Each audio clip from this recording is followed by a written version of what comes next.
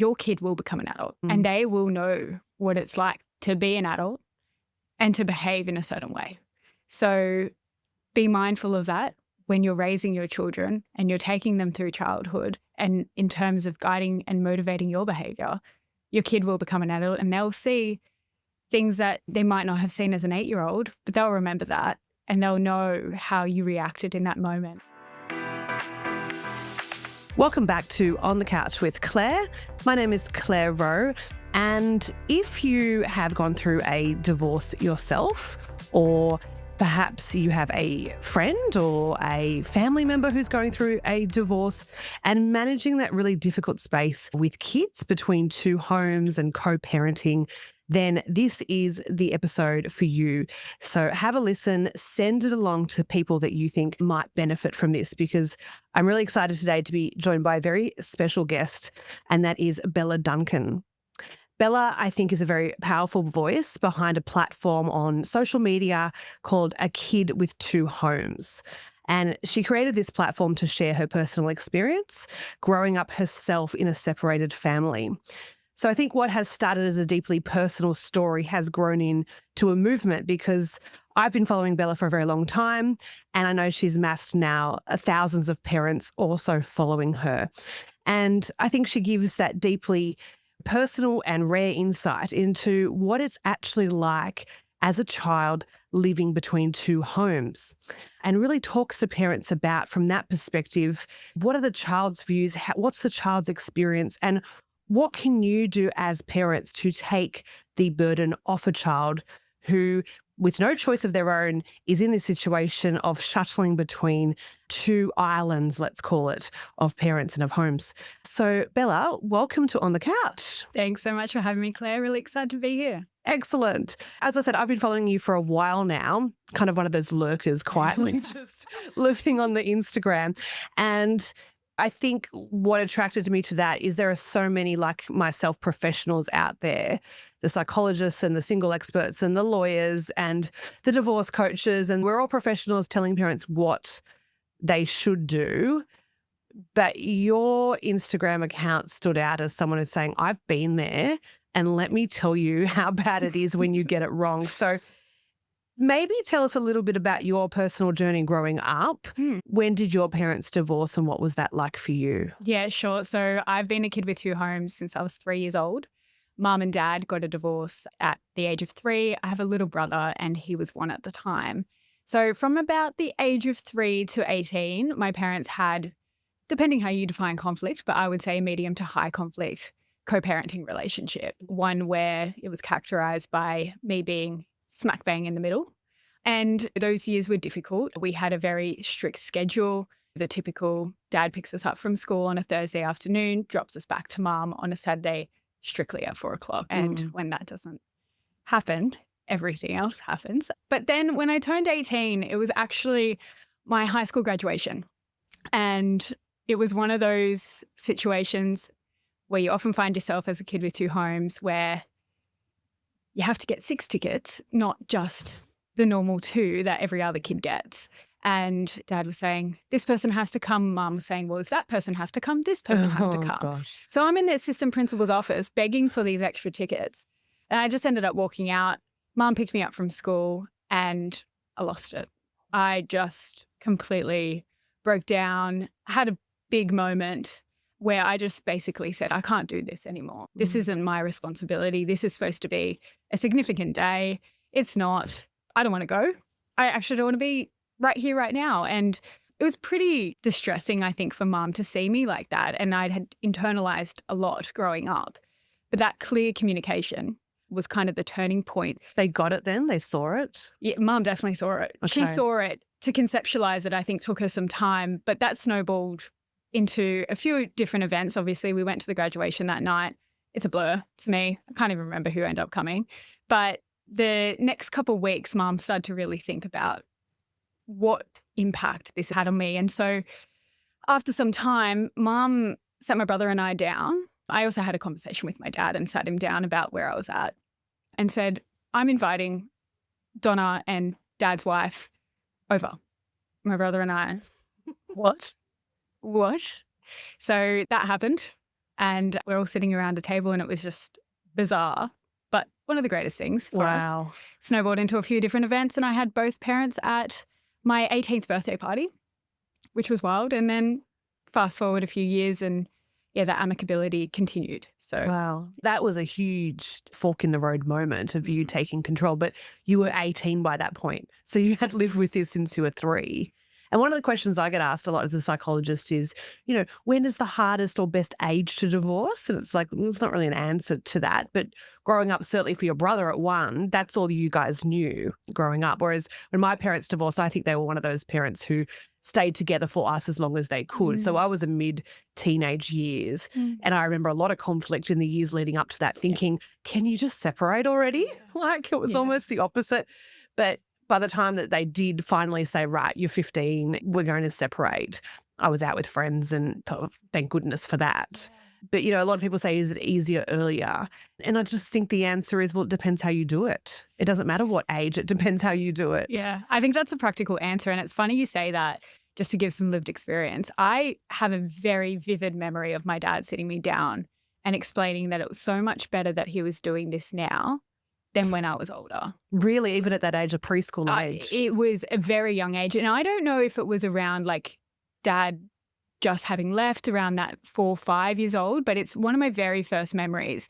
Wow. And I remember feeling, and this is contrary to if it's the right thing to do, I remember feeling, no, it's never going to be the right time. And I prefer that, can we at least delay it to see how it goes? And those types of feelings was what I was feeling as a kid. And it's so vivid in my memory, that conversation. Wow. Yeah, and I suppose he's was he asking for a thanks for doing that? That's really nice that we're going to do it now. And parents have so much grief and shame and guilt themselves. So I suppose that was his attempt to be able to say, I'm justifying this somehow by saying, believe me, it'll be easier now than later. I always think you have those vivid memories, but what about the in-between time growing up? Are there memories that stand out that are just, you could be back there right now if you think about it in terms of conflict or times that you were stuck in the middle between them? The simple answer is absolutely yes. Yeah. And I'm very cautious with the terminology that I use because these are moments in time that were clear memories, but they don't define the person that I am and they don't define my entire childhood, but they are, I think, instances that I can advocate on behalf of kids about. And one of the first things that comes to mind is pick-up drop-offs. Yes. That feeling of, oh, I'm so excited to see mom, I'm so sad to see dad, combined with the I'm so anxious that there's going to be conflict. Those are very distinct memories for me. I still, every time I go to mom's, I drive past the pickup drop-off spot. That was our pickup drop-off spot for so long. And every time I look there, I have memories of exactly what happened. And and I'm not talking full-blown fisticuff fights. It was just very poor communication or kids can't hear us, they're in the car, but we're going to discuss a very adult thing in earshot. I think sometimes for children it's the fisticuffs, not that we're going to promote that, but yelling at each other or overt kind of conflict like that is clearer for children. And sometimes it's the parents who say to me, oh, no, there's no conflict. We just don't talk to each other. Well, that's conflict. That's communication to your children that I think in some ways is even more unnerving. And, as children kind of walk across this landmine from, you see it in kind of the fast food outlet car parks. I see it because that's the area I work in on a Sunday afternoon. And you see these kids, you slowly walk from one car to the other and my stomach just turns for them. And there is no communication and there's silence. And that is conflict, and parents don't have any concept, a lot of them don't, on the impact of children for that. And children that I see that, yes, in the lead up for the last few hours on a Sunday afternoon are starting to feel nauseous and have gastro issues or feel actually physically sick in the lead up to a handover. I love that you said that it didn't define your childhood though, and that you're not here saying, look, my childhood was awful. I'm sure there are many great aspects of your childhood. Was there anything that your parents did do well through this separation? Yeah, I would say the basis of it was unconditional love. How they showed that love and what they defined as showing love can be perceived differently. I think you can say to your kid, I adore you, I love you, I'd do anything for you, but I'm going to take you to this sport event and completely ignore your father because he is the worst person in the world. That's a whole nother story. But I think the basis of it was they had unconditional love for us. And there was a level of understanding that it's important that you have a relationship with both parents. And I think, always on the caveat that it is safe to do so, to foster a co-parenting relationship whereby you encourage your kids to love their parent to the extent that they wish to do so and not put any barriers to that because of, say, loyalty binds, then that is what my parents, I felt, despite their actions and sometimes contrary behavior, at the basis, that was the message that my brother and I received was I do want you to have a relationship with your father, even though I'm going to say X, Y, and Z. That's where my heart is. And I think as a kid, specifically as a kid of divorce, in levels of maturity as well, you see through that. And I can look back on a lot of my parents' behavior now, and even as a kid, and say, I know they didn't mean it that way, but that's, I guess, why I'm here with A Kid with Two Homes saying, you might not mean this, but this is what your kid hears.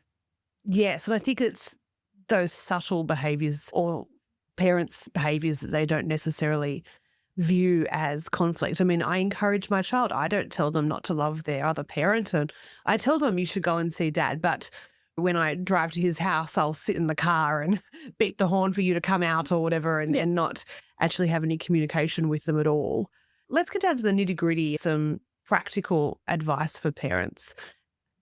If we're talking about changeovers, and I always ask parents, where are the changeover? Right, well, I get them on Friday afternoon and I drop them back on Sunday. Okay, well, what's that like? Do you beep the horn from outside? Do you walk up to the door? Do you knock on it? Do the kids they're waiting on the footpath for you? Is there shouting? Do you come in for a cup of tea and sit down? So there's huge variation in what a handover looks like. Even the word handover I hate, or changeover I hate. In an ideal world, what does that look like for kids in your mind? Look, I always premise everything with everybody's circumstances extremely unique and you have to do what suits you. But I think when we're talking about establishing a schedule, or if there is a schedule that allows for this, one very easy thing to do for kids is to arrange pick up, drop off, whatever we want to term it, around an event. So it might be picking, mom drops kids off to school, dad picks them up from school. That just completely avoids any level of multiple variables that could go wrong. It's just mom and dad don't have to come into contact, but they are doing the very adult thing of organizing the logistics. If it's inevitable and there is a weekend drop-off, pick-up, drop-off, which ours was, it was strict 4 o'clock on a Saturday.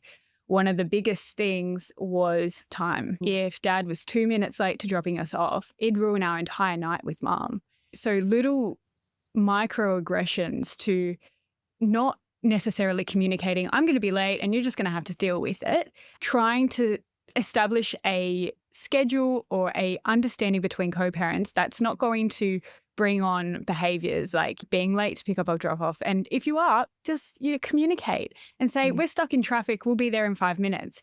Don't put it up to your kid to, can you just text mom or give her a call and just let her know that we're 5 minutes late? I know she's going to be angry, but you've got it. No, actually, dad, you should be calling mom. And you should be able to have a civil conversation with mum about a very logistical, non-emotional thing. So that's one thing. Yeah, brilliant. I'm so glad, first of all, that you mentioned the use of schools. There's so many routines that I look at with parents, and the parent says, well, I go and pick up at dad's house or at mum's house at 6 o'clock or 5 o'clock on a Friday. Is there any way you can do it at 3:30 at school? Because that 6 hours of neutral environment is such a great opportunity for a kid to kind of move and transition literally from one household, have this neutral 6 hours and then be collected by the other parent. So much better. And for parents that hate each other, great. You don't have to come into contact with each other. Always amazed at the parents who seem to create opportunities to come into contact with each other.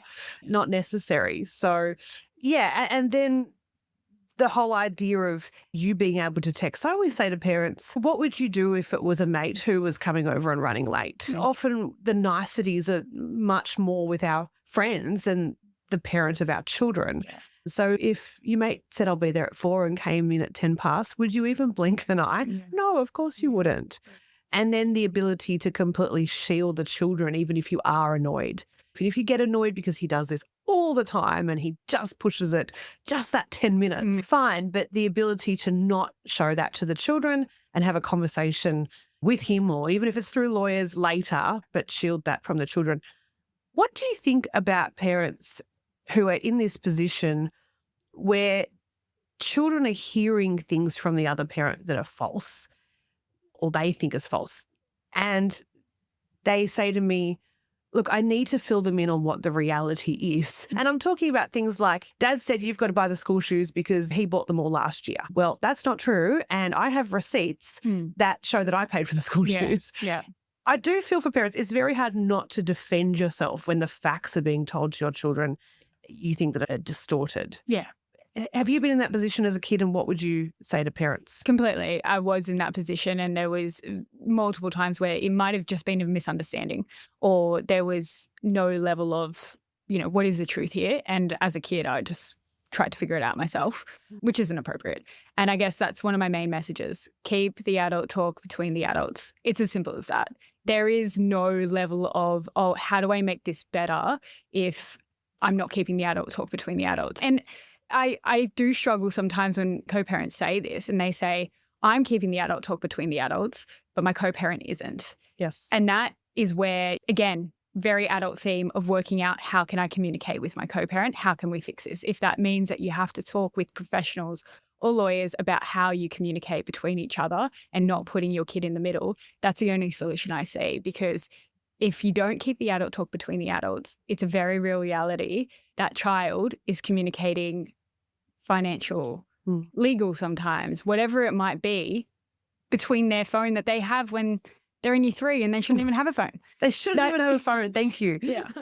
That was me. Yeah. I got a phone very, very early. Wow. For the purpose of Mum might not have answered every Monday court ordered call. Yeah. When Dad was supposed to call. So the solution was get Bella a phone. And kids, as I'm sure you're aware, that I see that, yes, I bought them a phone because he never picks up. So I call a kid directly. And also, of course, there's tracking apps on there. It just creates all these other issues. But yeah, I mean, parents often come to me and say, but the other person is doing it, not me. And I guess my answer is you can only control you and your household. Yes. You can do all these. You can attempt co-parenting. Yes. For some people, you won't get there and it won't happen. Yep. Doesn't mean you don't keep trying. And you can only control what you say to your child. And the reality is, if one parent says that they bought the school shoes last year, they come to the other household and you say, no, that's not true, I did. That doesn't actually help the kid. Exactly. They now just think, I don't know how to work this out, what the facts are, and they shouldn't be anyway. And so it doesn't actually help. And I usually try and tell parents to have some response to children like, I'm really sorry that you have to think about this. You shouldn't have to. I'll talk to Dad about it, or I'll talk to Mum about it and sort it out. So you don't even go into the details about it, but just acknowledge that, that must be really difficult to hear. It must be really confusing for you. Yeah. I get it. Let me talk to Dad and try to sort it out. Definitely. And I do want to raise it. It's not always as simple as school shoes. Sometimes it's very real accusations about why your parents got divorced. And I think that a lack of clarity for kids can really be confusing. And that's where, I think encouragement for kids to also communicate. And if they have questions, to ask questions and answer those questions in age-appropriate ways. And if it does come down to actually the only thing that is in my control is to have a conversation with my co-parent, then that's what I would encourage you to do for your kid, because they can't be left in this no man's land between two homes, confused about so many things, including very real understanding of why they're at where they're at. I want to just switch gears and ask you about other things that come up through divorce and separation. Are there kind of hard, fast rules for how parents or when parents should talk about new partners? I don't think there's hard and fast rules because, again, I come back to that every circumstance is different. I think personally, bringing it in too soon can be confusing for a kid if it's not done in the appropriate way. I think it, again, comes down to how parents introduce it and is it age appropriate? That's the biggest question. But you need to consider your unique circumstances, how your co-parent might react.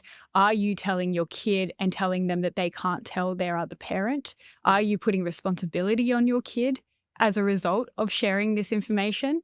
That's going to be one of your biggest thoughts. And how can you help your kid navigate this information and this new setting and what's going to come? You need to be prepared for these conversations. So I don't think there's any hard and fast rules as to when. I think there needs to be some boundaries as to how. Apart from And don't rush. Don't rush. I mean, I always say to parents, like, particularly if you've got a shared care or routine where you don't have your children all the time, go and enjoy the time with your new partner without your Yeah. kids for a while. Yeah. Like, on one hand, I understand it's like, I'd really like this person that I love to meet my children because I love them and I want those two worlds. I get that Yeah. need. But at the same time, if it's safer to wait.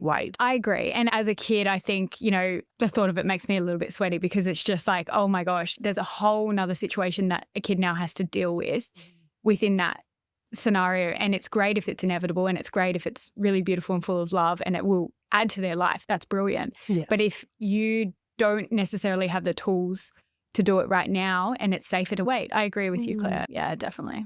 To switch to the other end of the spectrum, and this might sound like a strange question, I didn't prep you for this, but I've very rarely, I worked with high conflict families through the family court. I very rarely see really amicable and friendly parents. I'm sure they're out there.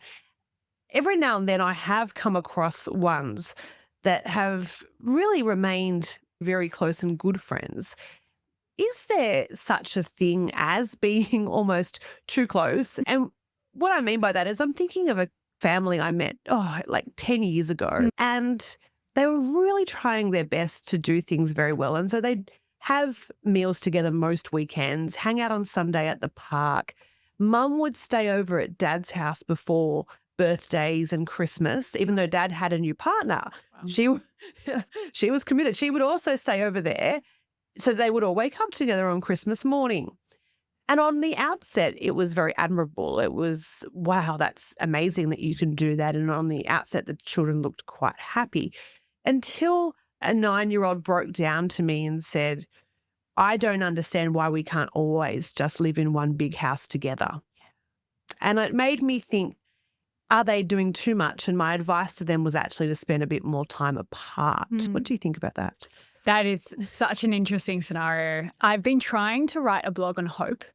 And I struggle because it's that conundrum as a kid. You didn't wish for this to happen. So when you do see glimpses of happiness and togetherness, then you think, why did this happen? And I think that sometimes a lot of resentment can be built up within that actually really healthy, maybe amicable moment, but kids might be feeling something really different. So I think that scenario is really unique. I haven't really particularly heard of that. And I think even in my parents' now amicability now, as an adult, I'm thinking, why could it not have been like this all the time? So those thoughts I don't think are difficult to understand, but there is a level of boundaries that you have to set. We are separated. It was for a reason. This is the scenario. These are the logistics of how this works. And if that line is blurred a lot, you're going to create quite a bit of confusion within your kid. And I think that the same can go between when you switch between low conflict and high conflict. It's just extremely confusing. And there needs to be a level of stability for a child to really understand what they're going through, why they're going through it, and how they can navigate their life irrespective of their parents' divorce. Yeah. I think that feeds into parents asking about how do you tell children in the first place? And that concept of hope. I have told parents, you will need to say, no, we're not going to be back living together again. And some parents look at me like, that's going to be really hard. It will be really hard. Yeah. But from working with your child and speaking with them, they are holding out a lot of hope that you will reconcile. Is there any hope? God, no, there's no hope. We're not reconciling. Yeah. Right. You need to be able to say that in a very calm, neutral, parent-led way to your child, which is difficult, but I think sometimes in unique situations, children also need to hear that.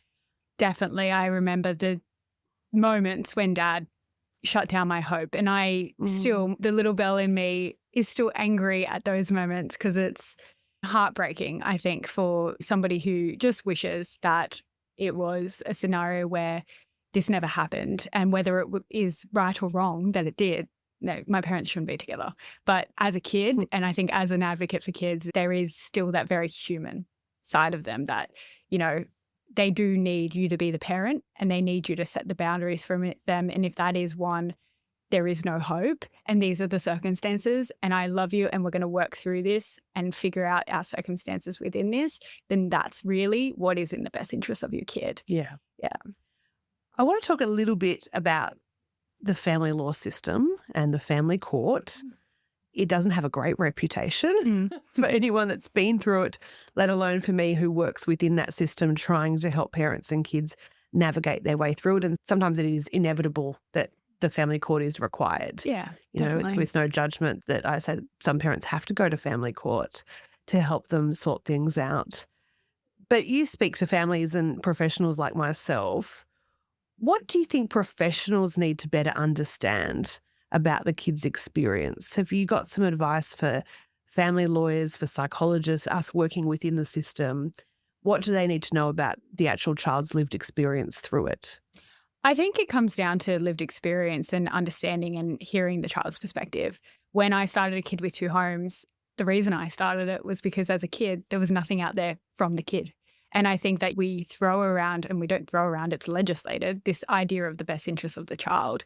And that is evidence-based and that is based on very real things, and that's great. But I don't think we can understand that wholly and completely if we don't understand the child's perspective. And I think that to understand the child's perspective, it needs to be done in a way that's appropriate and perhaps like through voices like mine and the like that are out there, but, you know, also taking a understanding of where the kids are at in the unique circumstances. I think it's a really difficult area to navigate, but just understanding generally ideas of responsibility, what kid might feel like at pick-up drop-off, what they might feel like about accepting the divorce and what the plan is to go forward. How much stability do they really need moving forward and to conceptualize that stability? These are things that professionals alike need to really try to understand from the kid's perspective. I think there's a big push recently within the legal profession and the family court on this voice of the child. Even the terminology, the voice of the child, is used a lot these days. Every conference or professional development I go to is about the voice of the child, which is great. On the surface, I think that's a really great thing that we should absolutely be considering a child's experience. But I'm just wondering, can that be used in an unhelpful way? And I'm starting to kind of say, you've got a voice, not a choice. And we need to listen to children and understand their experience.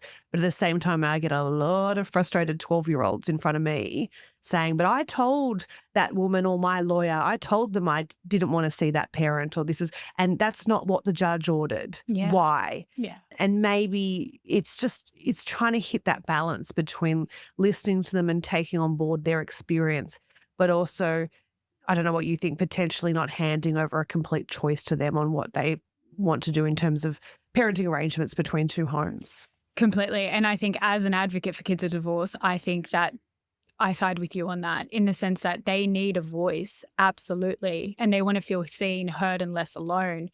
But they are children.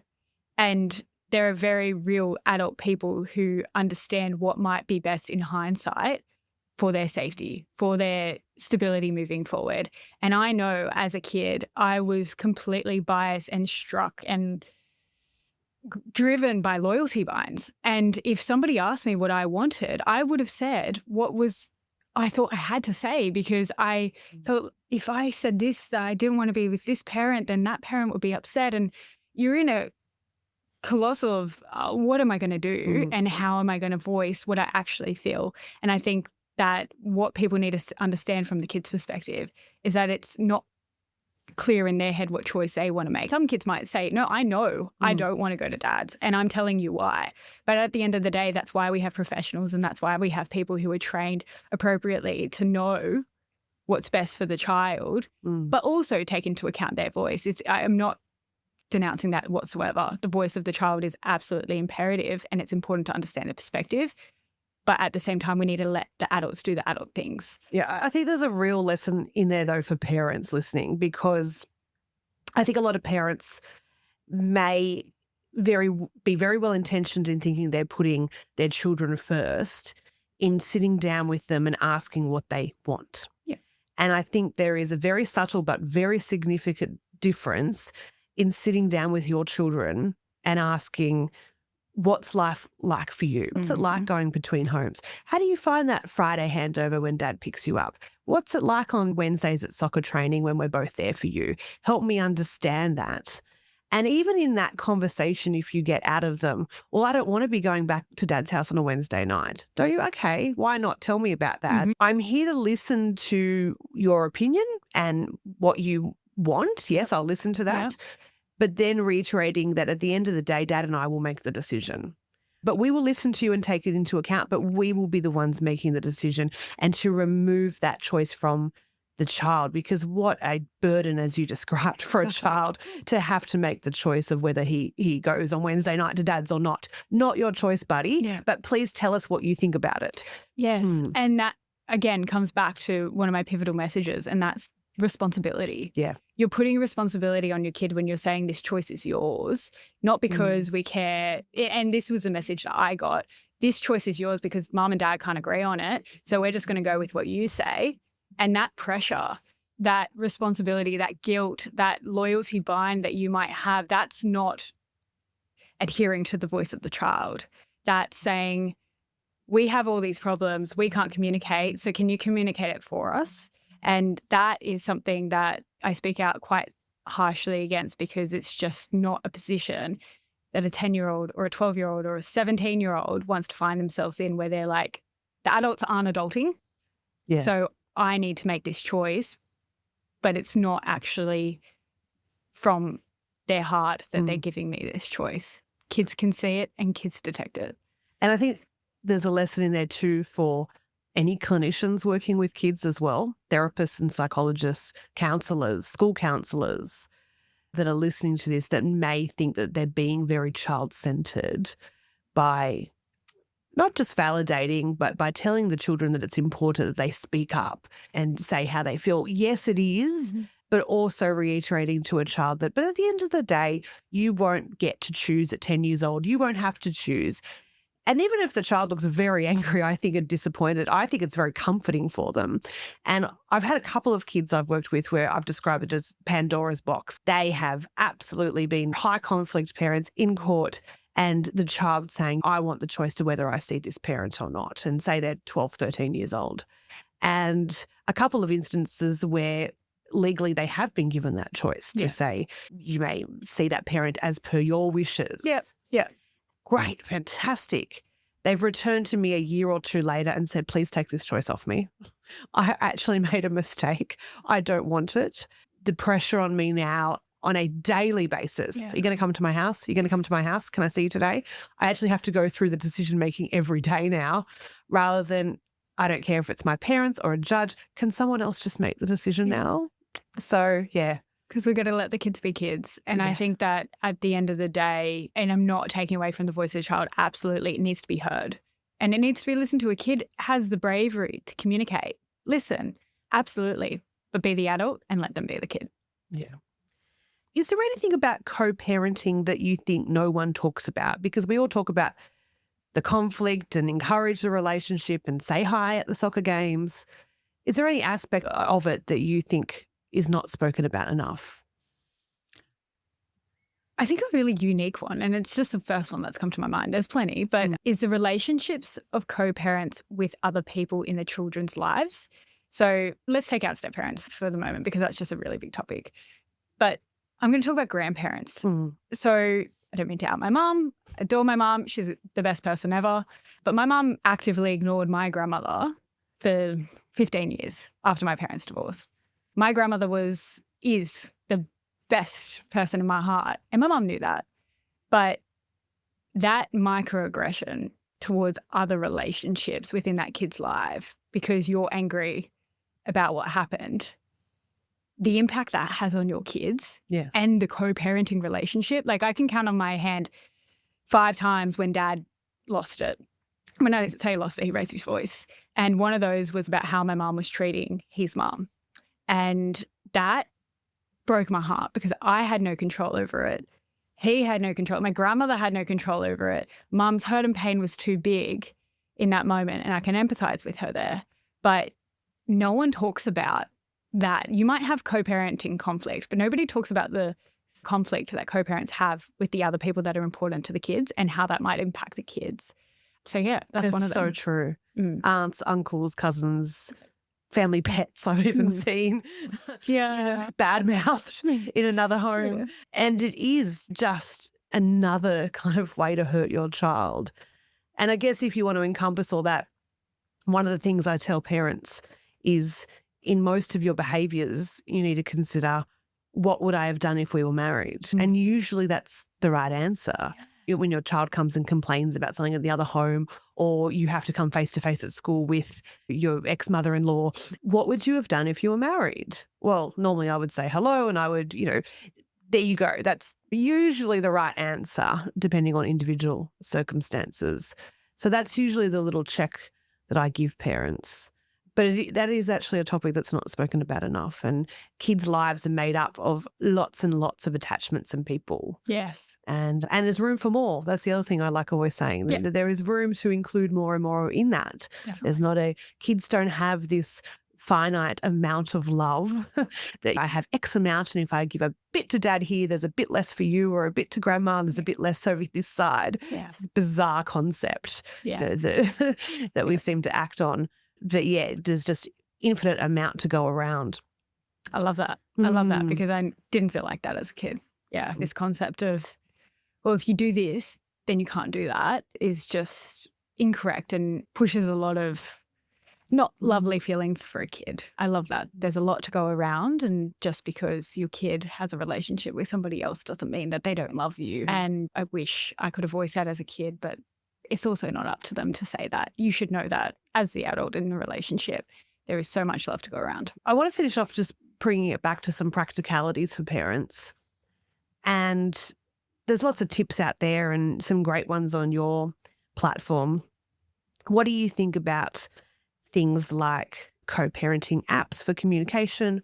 What do you think about kids packing bags between homes? Like, are there any tips on the nitty-gritty stuff day to day? Yeah, 100%. I think one of the biggest ones I talk about is packing. Packing sucks as a kid. Oh, I hate it. They're like got this suitcase, are on the move all the time. Yeah. But look, it's a reality. And I think one thing that I try to communicate is that these are the circumstances and this is what you have to do.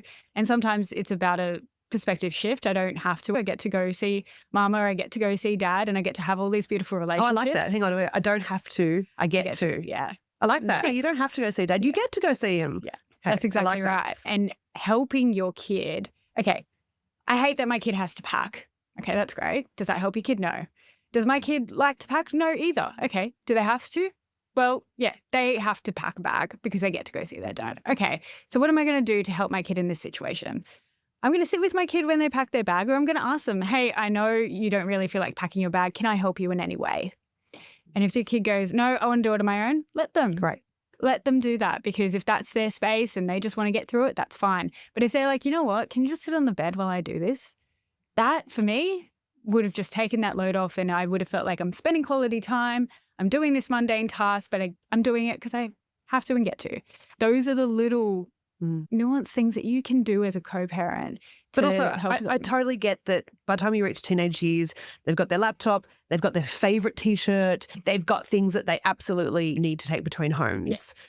But as much as you can, finances allowing for primary school age kids, guys, can we just have everything at each house? Yes. Like, kids should not be packing a toothbrush to go to another house that they're staying regular nights at. So yeah, for most kids in primary school, I often say they really shouldn't be taking things like, if your daughter loves that form of perfume or something, buy it at your place, or the hair straightener, or the, can we double up? Because that would take a huge burden off kids. 100%. And on the flip side of that, don't, say that, oh, it's fine, I'll just have two of everything. If they want that specific shirt, let them have that specific shirt, but remind them to pack it, or have a checklist. And let them take it back to the other house. Let them, because there are some microaggressions where it's like, no, you do have to pack a toothbrush because this is your home. And you just go visit dad. It's such a message, isn't it, that you're actually on the move and a visitor. Packing toiletries, I think that's what it is for me, actually. I think it's telling the kid that you're going on a little holiday every week. Exactly. And rather than walking into the other household and saying, this is my home as well. But as a parent, you have to be comfortable that the other place is their home too. But yes, the sending things back and forth, just can we let kids take things back and forth between homes? Yes, Yeah. please. And don't get angry when they forget something because it's not their fault. And if you can communicate with your co-parent in a very adult way to get that item that kid needs for school, it doesn't need to be the start of World War III. Yeah. These days, there's lots of apps and technology out there and things like that. Even every school communication is now on apps and a million WhatsApp groups and emails and apps that I've got on my phone for my kids' school. Should parents be utilising that stuff if it helps? Yeah, if it helps. I think that, again, keeping the adult talk between the adults, stopping that messenger idea of putting a kid in the middle, they can help. I wish there was stuff when I was a kid because if my parents could, I'm pretty sure some of these apps like censor the way in which you can speak to a co-parent through these apps. Like They do. Yeah, it's brilliant. And you can literally AI now type a message to your co-parent and a little box pops up on these apps and says, do you really want to send that? That sounds a bit aggressive. You can override it and go, yeah, screw that, send it anyway. But it does give a little reminder that might be a bit accusatory. So that's always helpful. The other thing I always tell parents is to get on all the school-based stuff and to get reports and parent-teacher interviews, like get all that sent to both parents to avoid asking each other. I had this beautiful little boy recently in my office whose parents are high conflict and there's a lot going on in new partners and arguments about all sorts of things. And at the end of my interview with him, and I sat down and I said to him, is there anything else you want me to know about your family? Is there anything that would help at all? And he could just tell he had to tell me something. And I'm thinking, oh my goodness, this is going to be some huge allegation or here we go. I'm going to need to set aside another hour here. And he just looked at me and he said, oh, it's my school report. No. And I said, well, is it bad? Like, what's wrong? And he said, I got it on Monday and I took it home to Dad's and I don't know if I'm allowed to take it to Mum, but then Mum will say she didn't get a copy and Dad's got it now and I don't know how to get it back. And I went, oh gosh, darling, like we'll just get the school to send Mum one. Yeah. It's okay. We'll get the school to send Mum one. So sometimes what will help kids, you think it's the big thing about changing the number of nights. For this kid, I said, how would it be if we just got Mum sent a copy and you didn't have to deal with it? Yes. Oh, he was like, that would just make life so much better. That is such a real example. And that's it. Like doing the logistics, leaving the logistics to the adults and really thinking about the little things that impacts them. Like I remember having to get 2 newsletters from school and it was up to me to pick up the 2 newsletters. And if I didn't, then they'd have to share a copy. And it's just, again, something that a kid shouldn't be thinking about. They should just go to school. They should come back. They should get in trouble if their grades aren't good, but both parents should know. And I think that's when school can come in and step in and say, okay, this is the scenario. How can we help here? And that's where professionals alike can step in and say, okay, logistically, parents, this is what you can do. Yeah. I just want to finish off because you started off today talking about when you turned 18 and sitting your parents down and saying, all right, that's it. I'm sick of this. I think that is also another area that's not spoken about, particularly for children that have grown up with family court orders that do technically go until you're 18. A family court order is a federal order that goes until you're 18. And navigating the space of turning 18 and being an early young adult where you have perhaps defaulted to family court orders or parenting arrangements for your whole life, which has been great. And suddenly you're 18, 19, 20 and it's up to you now. And parents are calling you saying you're coming over tonight for dinner. And a lot of kids I know who turn 18 decide to go and study like interstate or they say, right, I'm getting away from both of them because the pressure won't stop. Yeah, just along those lines of managing divorced parents as an adult. Have you got any advice? Yes, definitely. I think coming into my adulthood with a level of amicability and a level of low conflict between my parents, it's been easier to navigate for sure, but it doesn't change. I'm still the kid and they're still the adult in the relationship, and the level of expectation and responsibility a kid feels doesn't necessarily go away just because court orders have. And I think that, you know, there is still a lot of onus on the kid, and also realizing and empowering them to say, you are the adult, so you do have a choice here. It's a bit different. It's not so much as the adults are going to decide what's good for you. You know, I have my own home now. So I decide who I invite over for dinner and who gets to be in my home because that's the night that suits me. And I've started very recently saying, Mum, I'm having dinner at my house on Tuesday. You coming? Dad, are you coming? I love And then that. they rock up and they're like, what are you doing? And it's just like, this is my home and it's My your rules. choice. Yeah. And as an adult, if you feel brave and you want to do that, then you do that because this is your life as well. And I think it's not a bad thing to fall into default and follow these court orders still. I did. I literally was a kid with 2 homes until I was 24. Wow. Yeah. And sometimes it's easier for young adults if you need to Yes. do that for a while to manage that transition. Sometimes that's okay. Yes. That's okay. But it's funny, I actually think a lot of parents, maybe like yours, by the time their child does reach adulthood, they would respond fairly well to just being sat down and saying, right, actually, here's the lay of the land now. This is what's happening. Yeah. And take it or leave it. Yeah. And I think one thing I want to kind of finish up on, Claire, is that your kid will become an adult and they will know what it's like to be an adult and to behave in a certain way. So be mindful of that when you're raising your children and you're taking them through childhood, and in terms of guiding and motivating your behavior, your kid will become an adult and they'll see things that they might not have seen as an 8-year-old, but they'll remember that and they'll know how you reacted in that moment. And if it was for them and if it's done in such a positive, constructive way, then they'll take that in their adulthood too. Yeah, I love that. Thank you so much. This has been so great. If people want to connect with you and find you, how do they do that? Yeah, so you can read my blog at www.akidwith2homes.com. You can also find me on Instagram at akidwith2TWO Fantastic. Thank you so much, Bella. Thanks for having me. Thank you so much for giving up your valuable time and joining me today on the couch. If today's conversation spoke to you, consider sharing the love and send it to someone you know who needs to hear it.